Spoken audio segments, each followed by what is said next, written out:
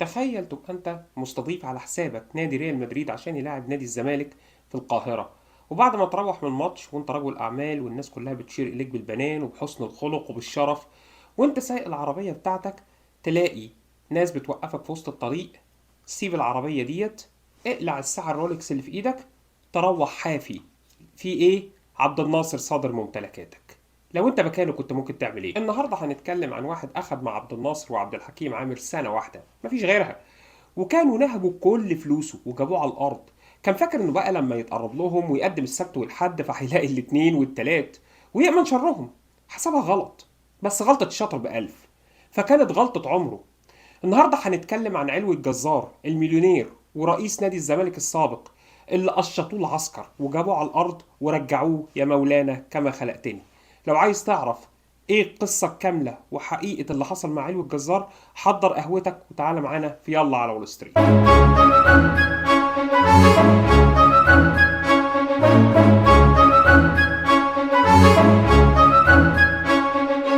النهارده بنتكلم عن علوي الجزار ابن الحومديه خريج كليه الزراعه، واللي كان وارث ورث كبير، اراضي بقى واطيان. ده طبعا بعد التاميم وقانون الاصلاح الزراعي. ما اصل عبد الناصر ده سيادتك كان منصب نفسه اله، يقسم رزق العباد بمزاجه. يعني لو ابوك سايب لك 200 فدان ورث بشرع ربنا بقوا بتوعك، بس عبد الناصر بقى كان له راي تاني، كان بيتعطف على اهلك ويسيب لك 50 فدان وياخد 150 فدان ويديهم لمصر. المهم علوي الجزار بالورث اللي اتبقى له بعد التأميم انطلق في صناعة الشاي بمشاركة 3 من اخواته. كان فعلا علوي الجزار نموذج لرجل الأعمال الناجح اللي تنطبق عليه مقولة يحول التراب لذهب. فقرر يعمل مصنع شاي وسماه شاي شيخ الشريب. ومين في مصر في الستينات ما كانش يعرف شاي الشيخ الشريب؟ وكان نجاح مشروع تصنيعه للشاي كان نموذج بصراحة يستحق الدراسة. كان بيستورد الشاي الخام من سيلان ويصدره متصنع تاني لمعظم الدول العربية، وكان تقريبا الشاي الرسمي المعتمد عند المصريين، بالرغم من وجود منافسين تانيين زي شاي زوزو انتاج مصنع الحومدية وشاي كراون انتاج مصنع بورسعيد. الا ان زي ما قلنا شاي الشيخ الشريب كان في حتة تانية. حد هيسألني يعني اشمعنى شاي الشيخ الشريب يعني؟ شاي الشيخ الشريف بخلاف جودته الممتازة كان وراه نجاحه المبهر، عقلية دعائية محترفة لعلو الجزار، واللي كان بيفكر دايما بره الصندوق. خلى شعار الشيخ الشريف ملامح لشخص ارتاحوله ولابتسامته سريعا، راجل كده شبه المعلمين، شخص من بينهم مش نجم سيما مثلا، في ابوه كده بيشعرك كده بقربك من الراجل ده، وتحس كده انك حتما التقيت بيه. بالاضافه ان علوي الجزار كان بيمتلك شاي الشيخ الشريب، كان هو كمان في نفس الوقت رئيس مجلس اداره شركه كوكاكولا وصاحب 70% من اسهم الشركه، واستطاع ان هو يثبت اقدام كوكاكولا في مصر والمنطقه العربيه عموما بنجاح. علو الجزار كمان كان بيمتلك مطعم اندريا الشهير، وكان ايضا صاحب سينما الفانتازيو في الوقت ده اللي كانت شهيره جدا في ميدان الجيزه، وفندق شهرزاد، مين ما يعرفش فندق شهرزاد؟ كل المشاريع دي علو الجزار كان بيكبرها، وهو كان عنده في الذاكره لقطه تأميم معظم ثروه ابوه، وان ممكن اللي هو بناه يضيع في لحظه. فحب بقى يستنصح وقال لك من جاور السعيد يسعد يا عم، فرشح نفسه لرئاسه نادي الزمالك.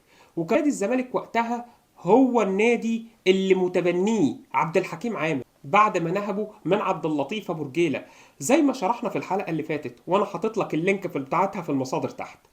في بدايه الستينات تولى علوي الجزار رئاسه نادي الزمالك، وكان اصغر رئيس نادي، عمره كان 38 سنه بس، وكان في نفس الوقت من فارقات القدر كان صاحب اقل فتره رئاسه، قعد سنه واحده بس من رئيس نادي الزمالك. بس في السنه دي الصراحه الراجل عمل انجازات كتير، اهمها حمام السباحه الاولمبي اللي عمله من جيبه الخاص، واسس لعبات جديده غير كره القدم. اما في كره القدم بقى فقد حقق بطوله الدوري العام مع نادي الزمالك، وقرر بعدها انه يعمل حدث ضخم، فاستضاف على نفقته الخاصه فريق كره القدم العالمي ريال مدريد عشان يلعب مع مباراه وديه مع نادي الزمالك هنا في القاهره. وفكر بكده بقى انه بيقدم فروض الولاء والطاعه للمشير عبد الحكيم عامر، واللي هو بقى انا هو مظبطك يا معلم. وهنا نيجي لليوم اللي ما طلعتلوش شمس بالنسبة لعلو الجزار، يوم ماتش الزمالك وريال مدريد.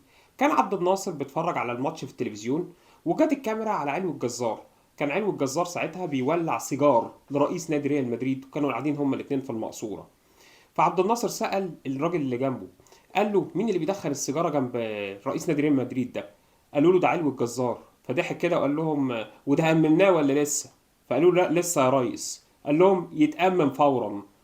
كلمة يتأمم فورا دي كان علو الجزار وهو راجع للبيت لقى تحت البيت ضباط واقفين مستنيينه ينفذوا القرار. الراجل راجع من الماتش لقى ناس واقفة مستنياه تنفذ القرار. أول حاجة عملوها قالوا له اقلع الساعة الرولكس اللي في ايدك ديت. سحبوا منه العربية، كان راجل راكب عربية كاديلاك أمريكاني وكله بالمستندات، وده مش كلامي، ده مقال منشور في الأهرام يوم 21 أكتوبر 2016. وكمان عمر طاهر نشر الكلام ده في كتابه صنايعية مصر، ارجع للكتاب واقراه، والمقالة كمان عندك في المصادر، مقالة الأهرام. انت متخيل كمية الناس اللي اتخرب بيتها واتقلبت باسم عشان خاطر مصر وعشان خاطر تحيا مصر وصندوق تحيا مصر؟ والله العظيم يا جماعة في ناس اتخرب بيتها حرفيا ورجعت تشحت بسبب الحكم العسكري في مصر. ودي كانت قصة علو الجزار، واشوفكم على خير ان شاء الله. السلام عليكم.